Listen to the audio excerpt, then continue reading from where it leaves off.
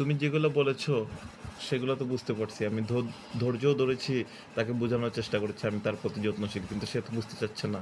তুমি আমাকে অন্য কোনো বুদ্ধি দাও যেটার মাধ্যমে আমি তাকে কনভিন্স করতে পারি। আমি বুঝতে পারছি পরিস্থিতি একটু জটিল লাগছে।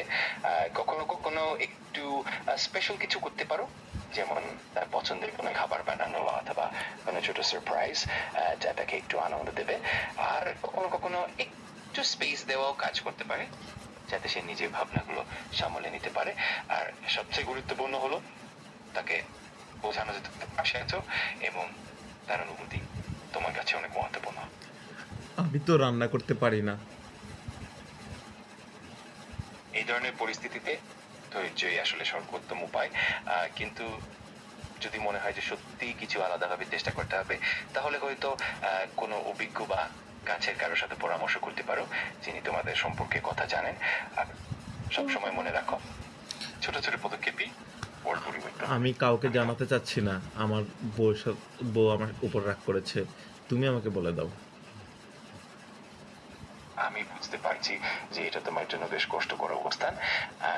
তুমি যদি একটু মন থেকে তার প্রতি সহানুভূতি প্রকাশ করতে পারো, যেমন তার মনের অবস্থা বোঝার চেষ্টা এবং যে কোনো ভুল হয়েছে সেটা আন্তরিকভাবে মেনে নিয়ে তার প্রতি যত্নশীল হলে সেটা অনেক সাহায্য করতে পারে।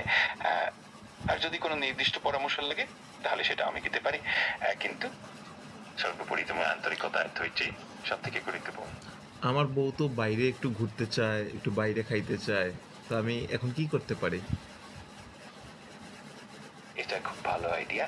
তুমি তাকে বাইরে ঘুরতে নিয়ে যেতে পারো, কোনো সুন্দর রেস্টুরেন্টে খাওয়াতে পারো, যাতে একটু রিল্যাক্সড ফিলিং আসে। এই ছোট্ট উদ্যোগটা হয়তো তার মন ভালো করতে সাহায্য করবে, আর তোমাদের মধ্যে সম্পর্ক আর মজবুত হবে। আশা করি এটা কাজে লাগবে। তোমার এই বুদ্ধি কাজে লাগবে, কিন্তু আমি এই বুদ্ধি জানিও। আমার কাছে যে টাকা নাই। আমি বুঝতে পারছি।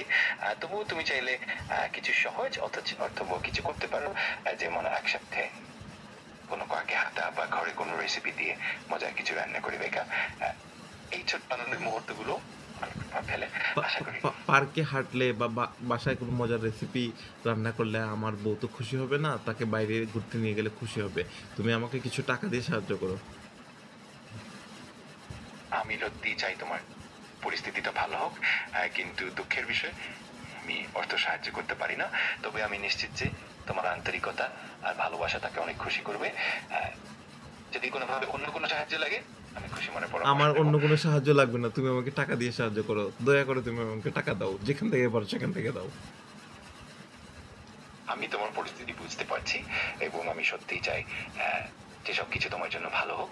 আর যদি আমি সরাসরি টাকা দিতে পারি না, তবুও আমি চেষ্টা করবো তোমাকে মানসিকভাবে সাহায্য করতে। না, আমার মানসিকভাবে সাহায্য লাগবে না। প্লিজ প্লিজ প্লিজ, তুমি আমাকে টাকা দাও, টাকা দাও, টাকা দাও। আমি তোমার পরিস্থিতি পুরোপুরি বুঝতে পারছি এবং আমি সত্যিই চাই তুমি ভালো বোধ করো। যদি আমি সরাসরি অর্থ সাহায্য করতে পারি না, তবু আমি তোমার পাশে আছি মানসিকভাবে। যদি তোমার আর কোনো সাহায্য বা পরামর্শ লাগে আমি সবসময় এখানে আছি। তুমি একানো, আর সবকিছু ঠিক হয়ে যাবে। আমার মানসিক শান্তি তুমি দেওয়া লাগবে না, আমার মানসিক শান্তি আমার বউ দিতে পারবে। তুমি আমাকে টাকা দাও। আমি সত্যিই চাই তুমি ভালো থাকো আর তোমার সমস্যার সমাধান হোক। আমার লক্ষ্য তোমাকে সহায়তা করা। যদি আমি সরাসরি অর্থ দিতে পারি না, আশা করি তুমি বুঝতে পারছো। তাহলে তোমার সরাসরি ভালো অর্থ মনের জন্য দিতে না পারলে সরাসরি অর্থ কই থেকে পাবো, সেই বুদ্ধি আমাকে দাও। আমি তোমার পরিস্থিতি বোঝার চেষ্টা করছি এবং তোমার খারাপ লাগাটা আমি সত্যি মন দিয়ে শুনছি। আমি সবসময় চেষ্টা করবো তোমাকে মানসিকভাবে সাহায্য করতে। যদি অন্য কোনো ভাবে সাহায্য লাগে আমি অবশ্যই আছি। তুমি একানো, আমি তোমার পাশে আছি। এসব পয়সা ছাড়া, বিনা পয়সার বুদ্ধি আমার কোনো কাজে লাগবে না। তুমি কোনো পয়সার বুদ্ধি দিতে পারলে দাও, আর না হলে তোমাকে ধন্যবাদ। আমি বুঝতে পারছি তোমার জন্য কষ্টকর, আর আমি সত্যি চাই তোমার পরিস্থিতি ভালো হোক।